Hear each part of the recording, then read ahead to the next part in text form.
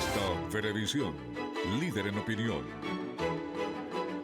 Muy buenas tardes, tengan todos. Bienvenido al mes de diciembre y nosotros seguimos en Entrevista Venevisión, entrevistando a los principales voceros de la vida pública de nuestro país. En esta ocasión vamos a conversar con Jesús Chuo Torrealba, ex secretario de la Mesa de la Unidad Democrática. Gracias por estar con nosotros en Entrevista Venevisión. Gracias a ti, Andrina. Interesantes temas, sobre todo temas sensibles, lo que está sucediendo en Barinas, después de que se diera a conocer la sentencia del Tribunal Supremo de Justicia. La sala electoral se pronuncia y convoca a una repetición de las elecciones que se van a llevar a cabo el 9 de enero de 2022, la separación de Argenis Chávez como candidato y la separación de la gobernación, muchas lecturas que hacer y quiero que las hagamos desde la altura y el respeto. Por supuesto, como siempre ha sido cada vez que conversamos. Yo percibo dos cosas. En primer lugar, bueno, a ti, a tu equipo y a toda la gente que nos ve, felicitaciones. Está arrancando diciembre, ojalá que sea exactamente un tiempo de nuevas realizaciones y de nuevas esperanzas. En ese sentido, yo anoto, en primer lugar, un conjunto de debilidades que se han hecho manifiestas. Hubo el 21 de noviembre un resultado electoral que evidenció una gran debilidad de todos los actores. El gobierno saca la peor votación de su historia y las oposiciones muestran una gigantesca ineptitud. Ahora, sobre ese piso de mosaico partido, sobre esa debilidad extrema demostrada el 21 de noviembre, el caso Barinas muestra también una crisis institucional.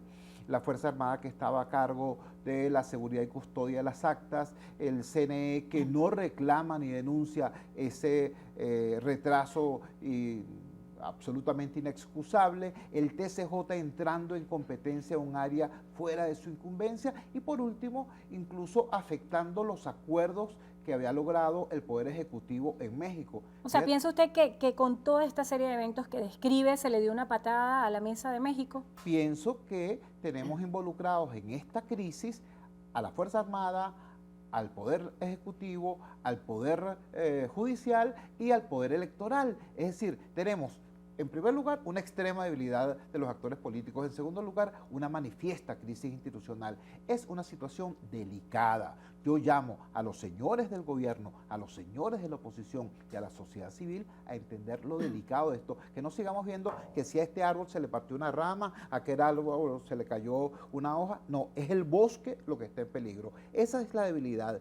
Veo también que hay una gigantesca oportunidad. Una oportunidad de que los factores que creen en la necesidad de reinstitucionalizar el país, y ojo, esos factores están en la oposición y también en el gobierno, pero tienen que tener valentía para defender lo que han estado trabajando. Tienen que tener valentía para defender, por ejemplo, los acuerdos de México y la existencia misma de esa mesa, de ese espacio de encuentro y negociación.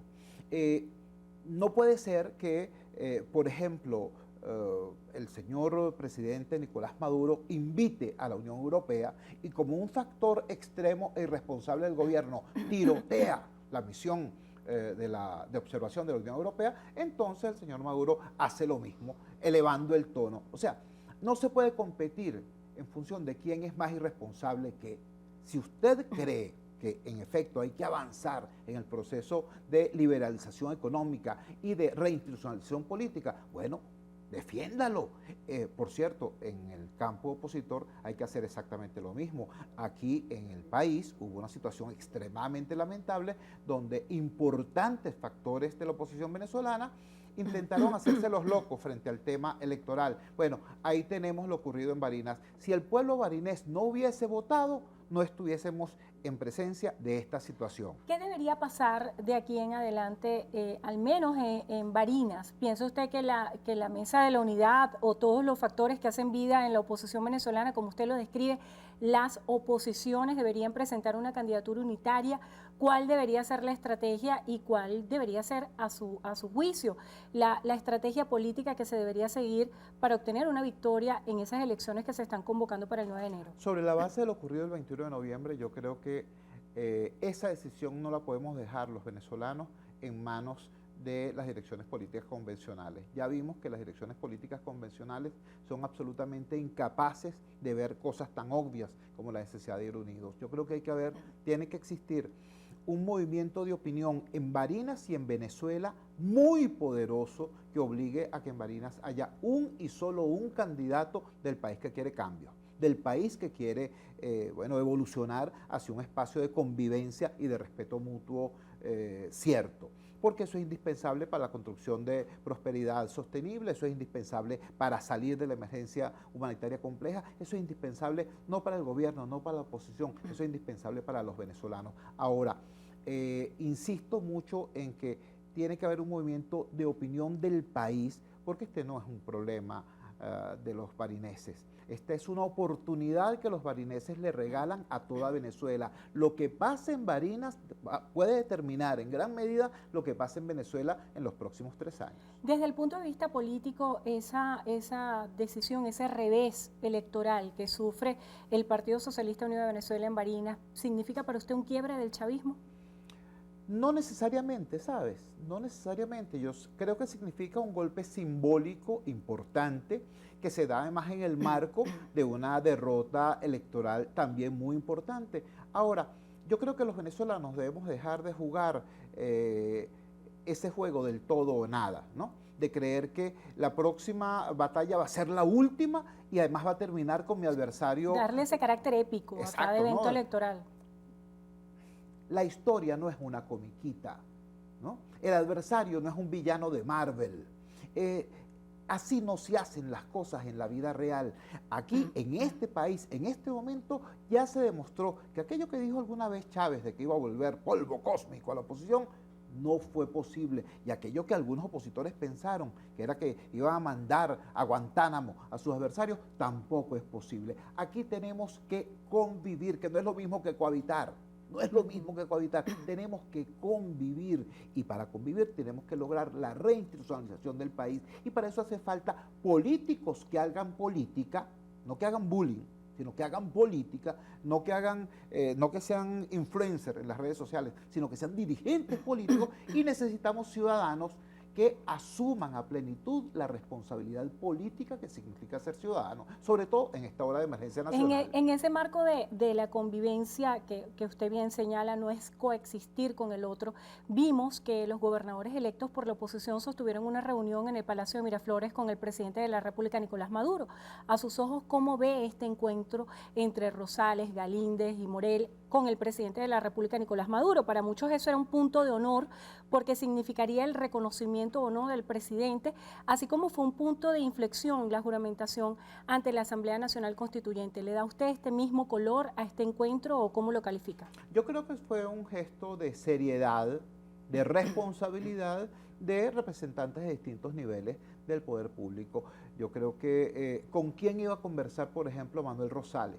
¿Con quién? Íbamos a inventar un presidente imaginario para que él conversara. Yo creo que él tenía que hablar con quien es un factor real de la política nacional y ese factor real está en Miraflores. Yo creo que además Maduro hizo lo que correspondía, darle el trato respetuoso a quien ha ganado legítimamente esa posición, en vez de estar imponiendo o inventando comisarios políticos o supuestos protectores. Yo creo que ambos hicieron lo que tienen que hacer. Ahora, creo que es demasiado importante en este momento decir con claridad, no bastan los gestos, son necesarias las conductas. Los gestos pueden ser valiosos para la foto, para el símbolo, para el discurso. Las conductas son fundamentales para la transformación de las realidades. Y aquí, recuerda lo siguiente, hablamos en primer lugar de una crisis política expresada en el debilitamiento de todos los actores. Y después hablamos de una crisis institucional a propósito del tema Barinas. Bueno, esa crisis institucional, esa crisis política no se da en un laboratorio, no se da en un escenario académico, en un debate, en una facultad. No, se da en un país donde la gente literalmente se está muriendo de mengua. Se da en un país donde los asalariados, donde los jubilados, donde los pensionados tienen que escoger entre comprar la pastilla o comprar el alimento o no les alcanza para ninguna de las dos cosas. Se da en un país que tiene muchísimo malestar y es un país tan noble que todavía a estas alturas intenta que ese malestar se exprese con el voto. No sigan provocando, repito, no sigan provocando la rabia de la gente. denle espacio a que precisamente sea a través de vías civilizadas como el voto y el debate ciudadano que las cosas, las realidades nefastas puedan transformarse en nuevas y virtuosas realidades. Ese país en crisis que usted describe está demandando de parte de los diferentes voceros del país respuestas contundentes que se traduzcan en hechos concretos, como usted decía, no hace falta gestos, no hace falta símbolos, hace falta conductas, hechos. ¿Cuál piensa usted es el principal desafío de los líderes de la oposición venezolana ante este escenario y después de estos resultados electorales? Mira, yo en primer lugar, Endina, creo que hace falta en los líderes de las distintas oposiciones en nuestro país, lo mismo que le hace falta a los líderes de algunos de los oficialismos que existen en Venezuela. ¿También piensa usted que coexisten oficialismos en el país, así como hay distintas oposiciones? Yo creo que es evidente, yo creo que hay un oficialismo, por ejemplo, que promueve el encuentro en México y que se lleguen a algunos acuerdos en México y que dentro de esos acuerdos, por ejemplo, Freddy Superlano pudiera ser candidato. Y hay otro oficialismo, ¿no?, que estimula, por ejemplo, a la sala electoral del TCJ para que haga lo que haga, diciéndole, dale, que yo te apoyo.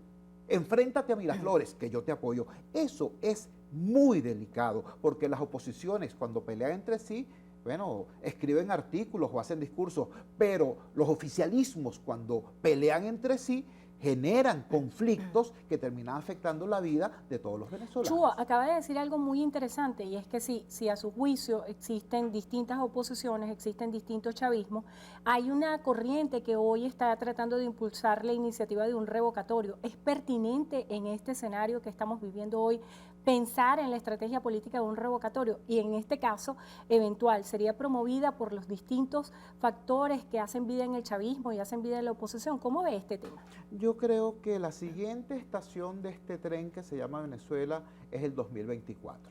Yo creo que cualquier cosa pueda servir quizás a un interés particular de un grupo o de varios grupos para tratar de tener nuevamente clientela electoral o fanatismo en las barras, pero yo creo que es demasiado claro en la experiencia histórica de Venezuela que el referendo revocatorio es un derecho en el papel que puede ser ejercido sí y solo si el poder lo admite. ¿Qué pasó en el año 2004? En el año 2004 el referendo revocatorio se pudo hacer cuando el gobierno dijo, sí, vamos a darle, lo puedo ganar. En el año 2016 no se dio porque el poder jamás hubiese podido ganar ese referendo revocatorio. Aquí, repito, tenemos 2 años y un poquito más para hacer bien lo que hay que hacer. ¿Qué es lo que hay que hacer? Darle al país que quiere cambios un y solo un candidato a la presidencia de la República. Para eso es necesario lograr acuerdos políticos dentro de la oposición, acuerdos políticos entre la oposición y el chavismo, crear una plataforma confiable para que haya ese proceso de elección primaria del que surja un y solo un candidato y entonces llegar al 2024 con un candidato, un proyecto de país y una dirección colectiva. Para todo eso, Endrina, tenemos apenas 3 años y eso sí requiere de esfuerzo, de voluntad, de ganas, de criterio y de talento. Ojalá que en la oposición, sobre la base de esta situación lamentable que se vio el 21 de noviembre, vean que en efecto ese es el camino. Bueno, gracias por estar con nosotros en Entrevista a Venevisión. Lamentablemente se nos agotó el tiempo. Jesús Chugo Torrealba, exsecretario de la Mesa de la Unidad Democrática. Gracias por estar con nosotros. Gracias a ti. Y gracias a ustedes también por habernos acompañado como siempre. Bienvenido diciembre, que sea un año de buenas noticias para todos los venezolanos. Hacemos una breve pausa y al regreso continuamos con más de Noticiero Venevisión. Quédense allí que ya venimos.